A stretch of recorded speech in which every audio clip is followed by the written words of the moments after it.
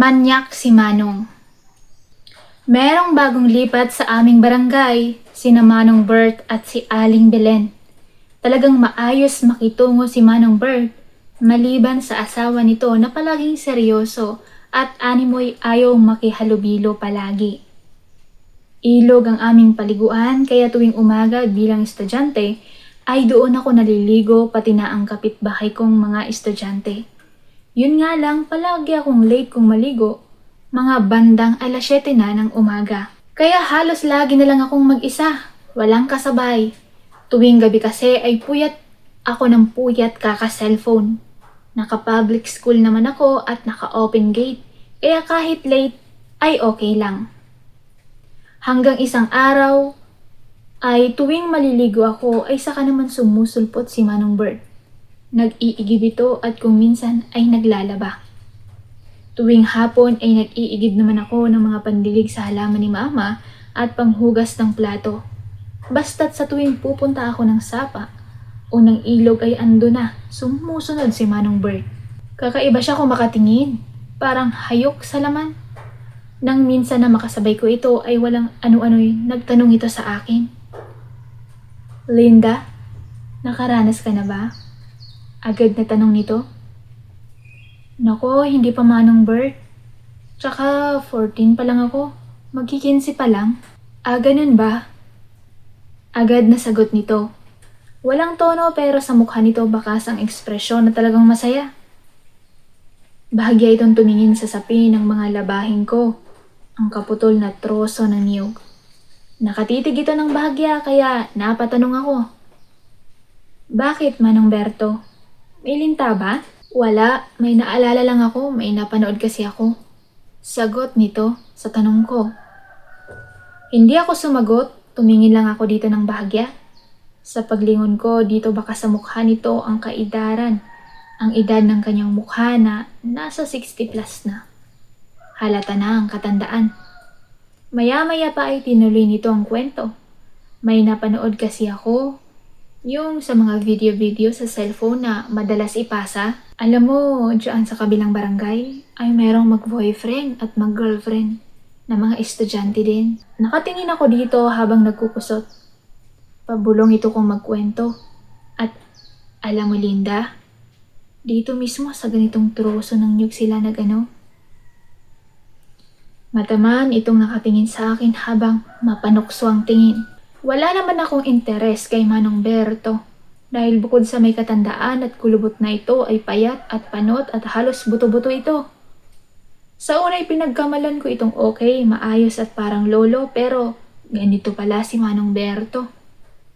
Merong kakaibang awkward sa pakiramdam na lolo yung nagkukwento sa'yo ng ganito. Pero hindi ko alam dahil interesado ako sa kuwento ni Manong Berto. Alam kong mali na makinig ako na dapat ay umalis ako at tumakbo pero mas pinili kong makinig. Kami lang dalawa sa ilog.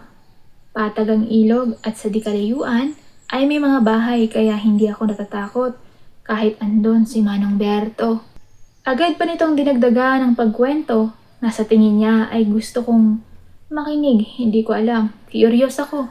Wala pa kasi akong cellphone ng mga panahon na yun tulad ng sinasabi niya na napanood niya sa cellphone. Idinitalye pa nito ang pagkwento sa napanood niya. Hindi naman nag-iinit ang pakiramdam ko, talagang sobrang curious ako. Isang beses lang nangyari ang pagkwento ni Manong Berto ng ganon. Gusto ko pa man makinig ng mga ganong kwento, mabuti na lang at hindi na naulit iyon. Pero kahit na ganon, ay patuloy pa rin ito sa pagsulpot tuwing andun ako sa ilog. Palibhasa kasi ay daanan ng bahay nila papunta sa ilog, kaya malamang nakikita niya ako kapag pupunta na ako doon sa ilog. Nang halos naiinis at nailang-ilang na ako sa tuwing andun si Manong Berto kapag naliligo ako, ay sinabi ko na ito kay Mama. Ang sabi ko ay tuwing naliligo ako ay andun si Manong Berto.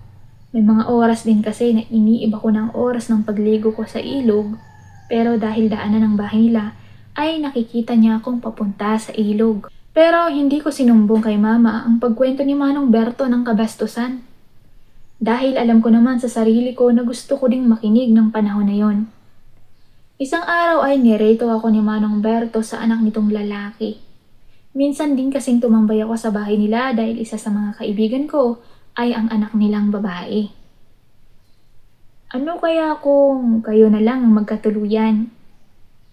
Pambungad ni Manong Berto sa akin at sa anak nitong si Joseph.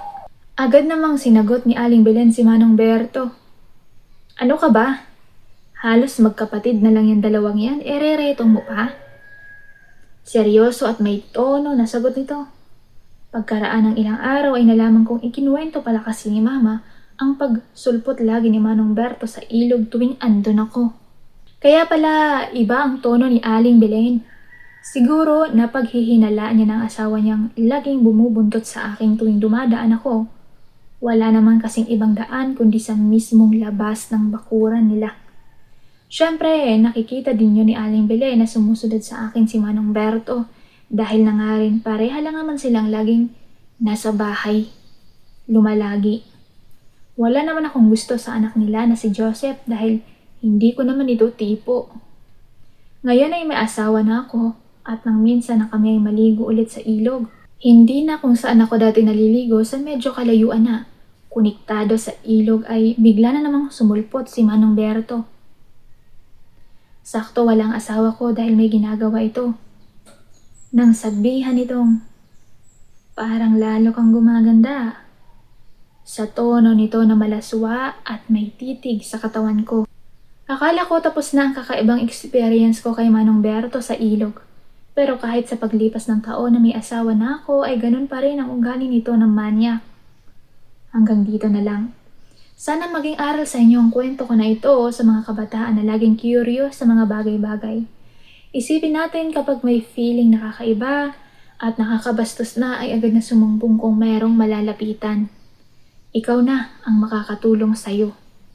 Dahil kapag may mga bagay na hindi nakampihan sa pagsumbong natin at wala pa ring silbi ang paghingi ng tulong, ay tayo na mismo ang humarap sa mga taong manyak. Diyan natatapos ang ating kwento. Kung nagustuhan mo ang video na to, huwag kalimutang mag-like, mag-share at mag-subscribe sa ating YouTube channel para lagi kang updated sa ating mga latest video.